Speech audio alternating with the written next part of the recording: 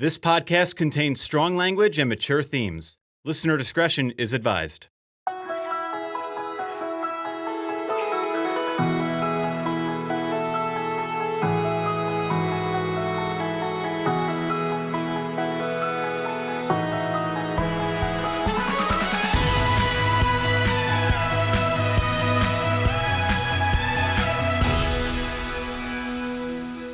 Hey everyone, and welcome to the Palmtop podcast. I'm Alex. And I'm Kyle. And we're here to, you want to try that again? I was literally yawning.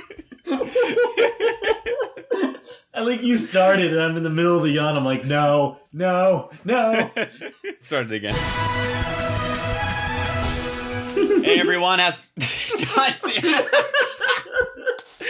Oh, you know what? We're done. This is where we talk about Toradora. I haven't watched it in about a year, and Kyle hasn't watched it in almost 10 years. Been a while. It'd been a long time. So we're at the last part of the first part, and then we're going to be at the first part of the last part. Because really? That's how you're going to explain it? We're going to end off the election arc, and then we're going to start off the Christmas arc. You're going to see how basically conflicts are resolved or handled throughout probably the next couple arcs in this. It's going to be a lot of butting heads, a lot of like yelling, throwing stuff, teenagers being teenagers. Bated breath that it holds up really well. And we're going to see the second opening, which I've been looking forward to hearing again. Oh God, are we finally at that point? Yeah, do you remember the second opening? Not at all. I'm excited. So I think the first opening has a very nice jingle kind of tone to it, but the second one has a lot more of a, I would imagine that one being on a like What's in an OP episode. Yeah, shout outs to Mother's Basement. Who loves Toradora apparently. He watches that every Christmas. Oh good. So let's start this election. And let's Christmas. Yeah.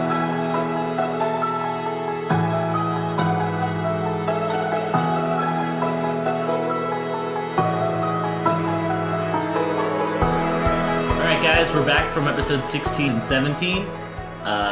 It is the best time of the year, the happiest time of the year. It's Christmas, everybody. Okay, literally, I'm pretty sure the show knows what happens at Christmas and is taunting us by talking about, aren't you excited for Christmas? Only fun things happen during Christmas. Don't you know that only the best, if I'm a nice girl, only good things will happen to me. Well, if you don't have a man or a woman, it's okay. You get a tiger and a weird apron, and you can have your fantasies fulfilled. And that's how my dream went. Oh, so every week I keep going, oh, this is the best set of episodes we've watched. Again, this is the best set of episodes. The show is fantastic. It's a rewatcher's dream as they, again, have great foreshadowing and great insight that you figure out when you're rewatching it. And getting to watch the first and second opening back to back is awesome. Oh, yeah. I think the second opening, in my opinion, is a much better opening. Yes, definitely. I really like how it kind of foreshadows how this is when like the group kind of splits apart. If you notice in the beginning of the opens, they're all on their own, doing their own thing. Kitamura's at council. Taiga's just walking by herself. Ami's in her usual hiding spot, and everybody's off doing their own thing. And it's not till the very end of the song does everybody come together to eat lunch. Yeah, in the beginning, everyone's standing and walking away from each other. Yeah, it's really like somber and like kind of sad. They're in their dark winter clothes. Everyone's diametrically opposed in what they want, and there's a lot of Dutch angles. Like we'll try to go back to the episode 16, but while we're on the topic of openings, ending 2, I like ending 1 a lot more in the song, in the little beat of it. I really enjoy that, but ending 2 is such a good lead in. I definitely like the song and ending 2 more. I can't say too much about the visuals in either. They're pretty nothing. Okay. I think I like the hook of Vanilla Salt a little more, but I like the way Orange kind of flows. Let's start with Toradora episode 16, or a Taiga presidency sounds fucking terrifying. Yeah. So they try to force Kitamura's hand by having Taiga run for student council president. And just literally threaten everyone. I'm going to make your lives hell. Ha ha. Oh my god, Kitamura, please Please fucking run. Oh my god, this is terrifying. It's super funny watching this after an election where there's a lot of those like crackpot theories of like, oh, this guy is being a ridiculous ass on purpose to get the other party to win. This is the exact literal interpretation of something that silly, where Taiga and Ryuji are literally wearing Dracula cloaks, handing out, hey, here's our evil 9 circles of hell political circle, join us. And it's everyone's like, no, please. But then we get in kind of the thick of it where we learn what's really going on with Kitamura. Yep.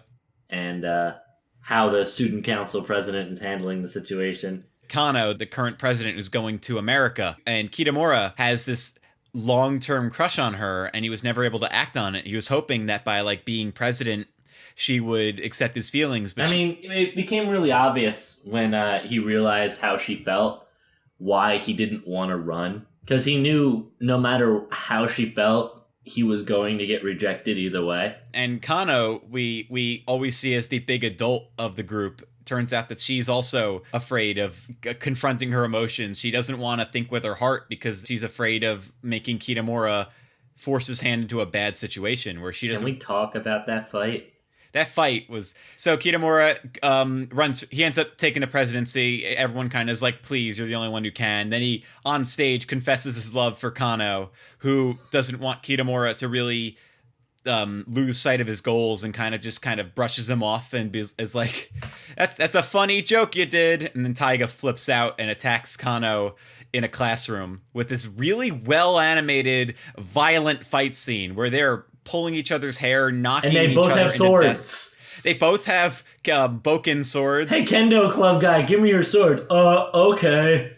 You have the whole Taiga sleepwalking fighting scene. It's such a like whiplash mood killer where you're just like, oh, I didn't know what this show would be. I guess it's going to be violent. It doesn't show up again. And when this comes back, it's almost an unwelcome fight scene. The music playing is motivational music as these two beat the shit out of each other. Dude, I gotta say, when Taiga does the two-handed uppercut on Kano, like, I got chills. The hit just looks so real. It's just like, bam! It's like, oh fuck, she just got it right in the chin. The show's never been it never sunk too bad into like a low budget after like the first couple of episodes, but this is where like all the money went. You can see there's like the camera suddenly becomes handheld. There's I do have one question at the end of this episode.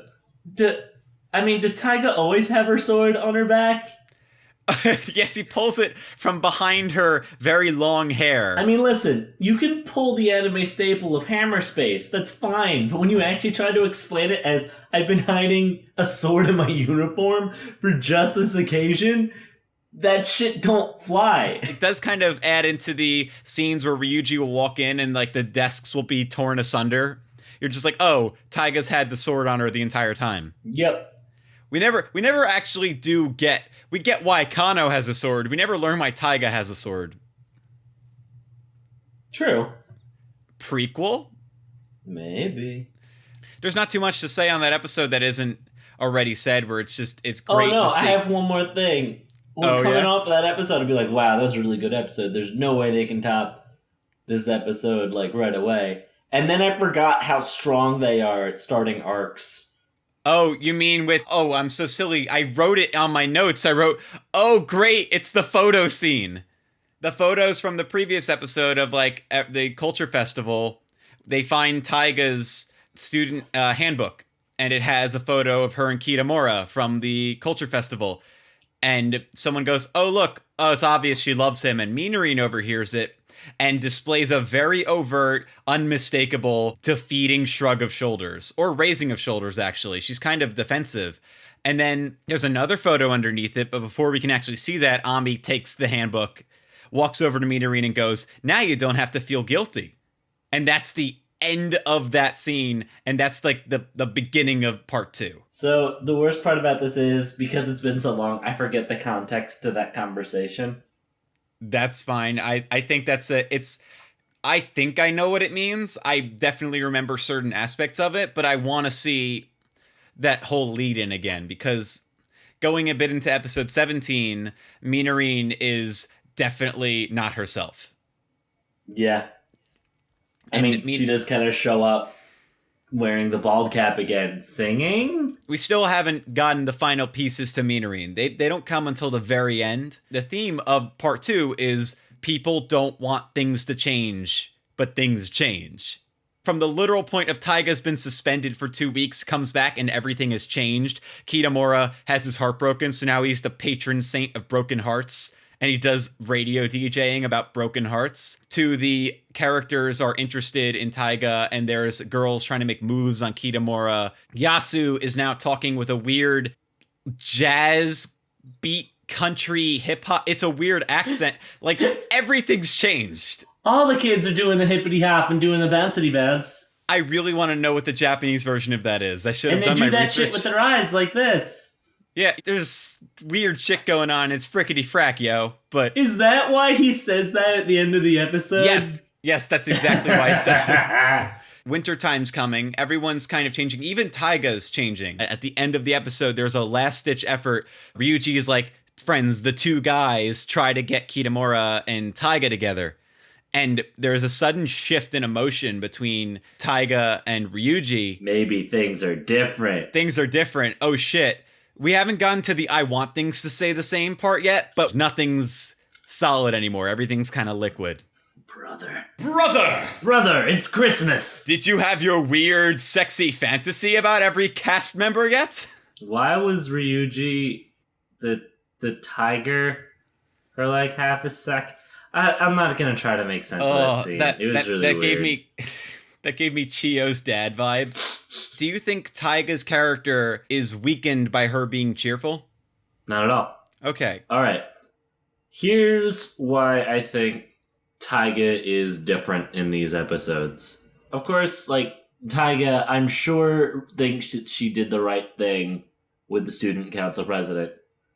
But you gotta remember, she was suspended for 2 weeks from school. She even admits to not really seeing much of anybody. I feel like part of her might regret going that hard. It's a part of her character she hasn't really tapped into since the very beginning of the show. Like, ever since she met Ryuji, it's been kind of, I'm not going to beat the shit out of people, but I'm just going to yell a lot. I think that, paired with her very strong beliefs on Santa and Christmas, she's like, okay, I need to chill out and enjoy myself. Plus, the only person I see as competition is gone. I'm a happy girl. That's a very good point. That, yeah, she came back and just had a basically, like, clear her head moment. Interesting. What about you? I thought about it. I definitely thought that the attitude was very drastic, and they bring it up. They're like, oh, you're not killing people dramatically. That's weird. She hasn't realized her feelings yet. It's very clear. Yeah. She's still kind of all over the place with that.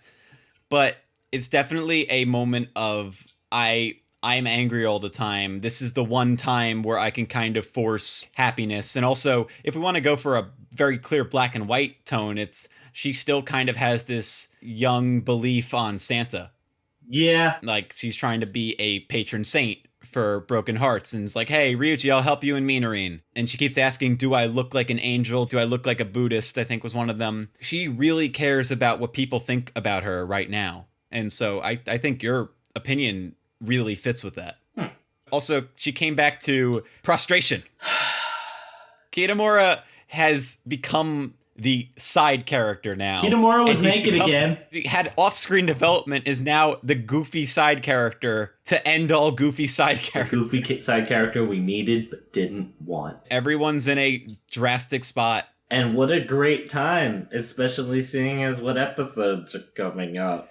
Yep, it's the calm before the storm, and boy does it get stormy. All right. Well, it's Christmas. Thank you to Eddie Gomez for our theme music and Phil Vasquez for our cover art. Do you guys want to hear some more? Hit that subscribe button and turn on your notifications so you know when we upload an episode. Also, check out other shows on Kitchen Bed Media. We have 102 Cast, we have Chai Guys, and we have a few more things coming down the pipeline. Ooh, what could it be? Guys, we are also on Twitter. Check us out. Palmtop Podcast. Throw it in that search bar. You'll find us. Hey, Kyle, quick, best girl. Best girl? Easy. Sanjo Gahara. What? Spell that. CTS.